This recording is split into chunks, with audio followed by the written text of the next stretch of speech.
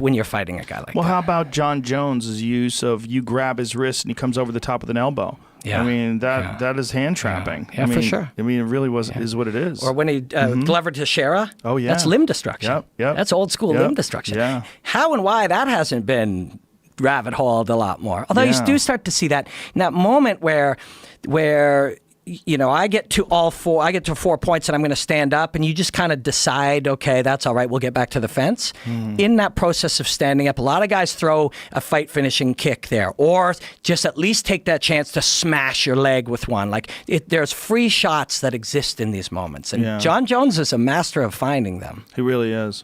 Yeah, I hope they figure out what the fuck they're going to do with him soon. I don't know where they stand now in terms of like his suspension or what have you, but here's my ultimate goal, my hope, my dream is that Cormier fights Stipe for the heavyweight title, and somewhere around then they announce when John Jones' suspension is up, they announce John Jones versus Brock Lesnar. Ooh, man. Love it. I love it. I mean, look at their body types and look at what they are and where they come from. I mean, I love it. But I know you've sat down with John and stuff.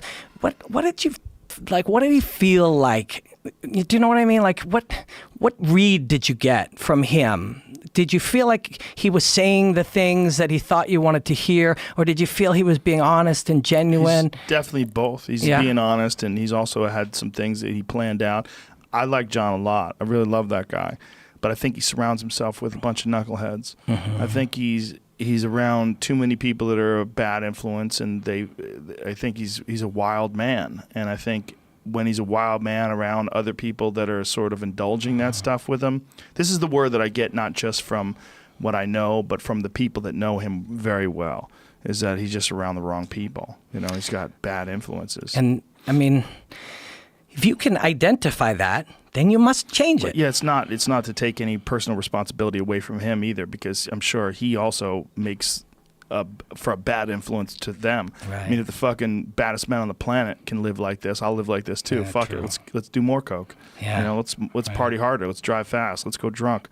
I don't know. I don't know what the answer is for a guy like John. I really don't know. I mean, it's he's got to have that come to Jesus moment, or not. Maybe he just keeps doing what he's doing and keeps beating everybody's ass, and people keep forgiving him, and hopefully he doesn't wind up in jail. But you should for sure get a driver, for sure get someone to fucking drive him around. That's a good Band-Aid, but it's not going to be the problem solver. Yeah. The truth is, I mean, we get to live the life that we want.